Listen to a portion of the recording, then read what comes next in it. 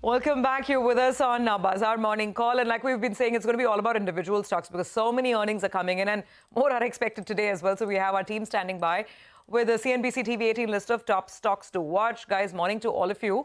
Let's start, I think, with a bunch of IT names, Rima, that you're watching. What's the news here? Well, Cognizant came out with their Q4 calendar year 2024 numbers, and the numbers were strong. They were ahead of consensus expectation on revenue and margins, but it's fallen short of the next year guidance. For CY25, the company is guiding for a 3.5% to 6% constant currency revenue growth, and that, according to some on the street, is lower than expectation, which is why the stock is down 1.9% in after-hour trading. That said, there's still a recovery compared to what the company clocked in this year. So last year, the company did a growth rate of 1.9%. Now they're talking about 3.5% to 6%. So yes, growth is picking up, but the pace of acceleration, it's still got question marks. Is it going to be a much stronger pace? Can they push towards, higher single digits or mid-single digits? I think that's where, the street is still a bit confused about when it comes to IT. But for Cognizant, the key takeaway is Q4 strong. Next year's guidance falls short of street expectations. Rima, thank you very much for that. So keep an eye out on the implications as IT stocks open up, and we'll do that in the pre-open as well. Swiggy reported numbers and lots of interest around quick commerce, food delivery, but well, what fired, what didn't? Mangalam is here with details. Mangalam, morning. Good morning. So, Swiggy reported a mixed set of numbers if you look at it objectively, largely because there was strong performance in the food delivery business. It was offset by higher investments in quick commerce. And if you look at the quick commerce GOV growth itself, it's lagged peers even after reporting 88% growth. So, a quick snapshot, if you look at the B2C total GOV, as compared to Zomato, it's grown at 38%, Zomato's grown at 57%. But food delivery, that's where it's led Zomato. It's actually outperformed Zomato with a 19% growth. Zomato did 17% growth itself. And quick commerce, Swiggy grew 88%, whereas Zomato grew about 120%. So the outperformance for Zomato came in from quick commerce itself. On a reported basis, they reported a 31% revenue growth, EBITDA loss of 726 crores and a net loss of 800 crores as well. The management said going forward, food delivery GOV growth is sustainable at around 18 to 22%, and they maintain their guidance of contribution margin break-even by the third quarter FY26. So that's a positive, given all the others have, postponed their profitability outlook itself. So will the street like the food delivery outperformance versus the quick commerce underperformance? My sense is yes. Why? Because the quick commerce underperformance is already priced in. Ever since Zomato reported numbers, Swiggy is down 13%. It's down about 32% from peak as well. And at peak, Swiggy's valuation discount to Zomato was 35%. Right now, it's 50%. So maybe some green is what we see on Swiggy. All right, Mangalam, we'll keep an eye out on Swiggy. And in fact, we'll have the management at 9:50 a.m. to tell us about how they chalking out their path ahead. So Rahul Bothra will be joining in. Well, let's go back to Rima. She's here to tell us about Redington's numbers that look quite good, and Sagility as well. Rima, good news from both these two? Indeed. So let me start with Redington first. The company's top line has gone up by 7.3% quarter on quarter. Year-on-year growth has accelerated to 13.7%. The company's had a couple of soft quarters last year, but now things seem to be turning around. Margin expansion has been very healthy, 2.3%, which compares with 1.8% in the prior quarter, and that's driving a 36% jump in the company's profitability. Sagility too, it's a new listing. The company had listed. The issue price was closer to 30 rupees, and now it's at 50 rupees. Strong quarter. The company's top-line growth is 9% on a quarter-on-quarter basis. EBITDA margins expanding to 27% versus 22.7%, and that's driving a big jump of 85% in the company's profitability. So numbers are strong. Margin expansion is very, very heartening. Now the question is, are these margins sustainable? Back to you. All right, absolutely. Thank you very much, Rima, again for that. Well, Cummins India and GE Vernova T&D are the next ones we want to focus on. And Vamakshi is here with details on these. Vamakshi, morning. Well, good morning, Prashant. Cummins reported a strong set. When we look at the revenue, margin, as well as the net profit, all of them have come in about the street's expectations. In fact, the revenue from operations saw an uptick of 22%, and this is coming on the back of a higher base, so which bodes well for the company.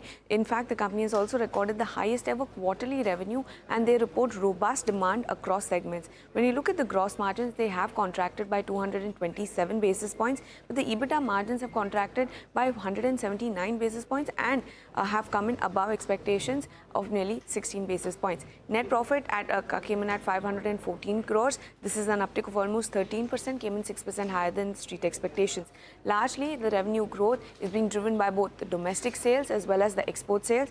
Domestic sales have seen an uptick of almost 18%, and export sales are finally rebounding for the company. They're up nearly 43% year-on-year and 5% sequentially. The management said that the Indian economy is recovering well after slower growth seen in the second quarter. They remain cautiously optimistic about the demand outlook for the near term. However, they're also optimistic about the recovery in exports as well as their long-term potential.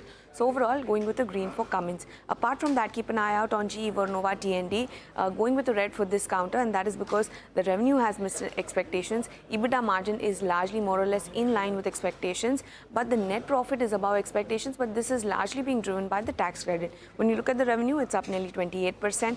EBITDA margin has improved by 523 basis points and substantial jump in the net profit, but again, this is slightly below expectations. When you look at the ordering activity, order inflow has declined.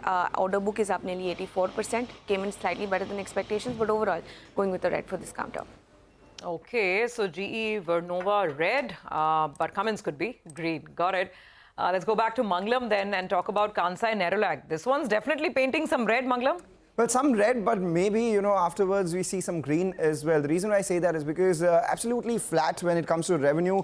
Gross margins have declined pretty much in line with the industry. The EBITDA margins too have come off by about 50 basis points. The net profit saw a sharp jump from 150 crores to about 660 crores, but that's largely on account of the gain that they got on the sale of land, their Lower Parel office itself. The company said that demand in decorative was impacted due to higher inflation, but what supports them is that nearly a third of their revenues comes in from automotive, where the growth was better than the market, and they are seeing gradual recovery in demand out here as well. Apart from numbers, there was a management change announced as well. The MD, Anuj Jain, retires with effect from March 31st. And at his place, we have Praveen Chaudhary, who's been appointed as the MD from April 1st, which is the next year. He's currently the head of India business at Kansai Nerolac, has been at Pidilite in the past as well. So the stock opens in the red by virtue of these numbers, but it has corrected about 20% from the top already. So maybe at lower levels, because of improvement in demand scenario going forward, we see some green. Yeah, okay. Manglam, got it. Thanks for that. Let's see.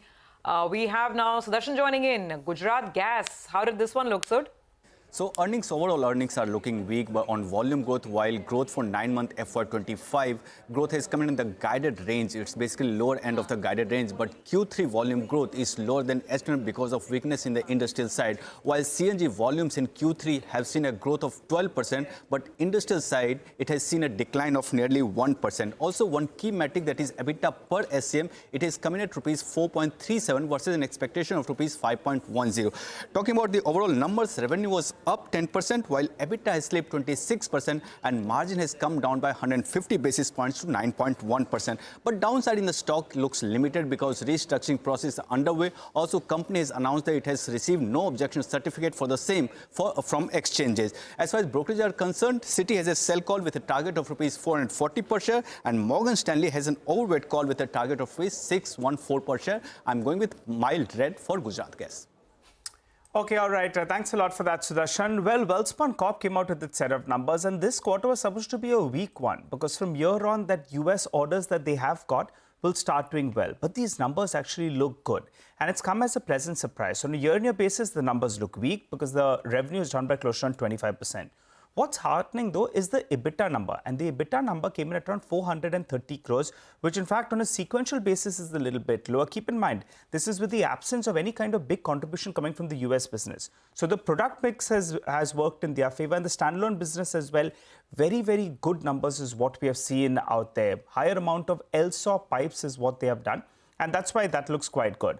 The order value has moved up to around 15,000 crores from around 12,000 crores on a sequential basis. So that gets a thumbs up. And the management has said that as per their estimates, the EBITDA number that they charted out for the year of around 1,700 crores, that's going to be easily achievable. And they're saying that, in fact, the ROC of around 20% as well, they're going to be able to achieve that. So the stock opens up in the green. The management commentary will be hearing at around 10 a.m. or thereabouts. And remember, from here on, the growth trajectory will only improve because of President Trump talking about drill, baby drill. Their pipes will be used. And there is optimism that there'll be more orders in store for Welspun Corp. So going with green on that one. Let's hop across to Upasana, though. She's here to tell us about data patterns. Upasana? Well, overall, the numbers were a miss on the street estimates. The revenue continued to fall for the second consecutive quarter, down about 17% to 117 crore on a YoY basis. Now, revenue of the company was impacted mainly due to deferment in the delivery schedule of completed products by the customers and also execution delay of the current order book is what the company has indicated. Now, EBITDA saw a downtick of about 10% on a YoY basis and margins expanded about 320 basis points to 46.2% versus 43%, mainly due to change in the product mix of the company. Company's order book stands at 1,095 crore and also company has given a guidance for FY25.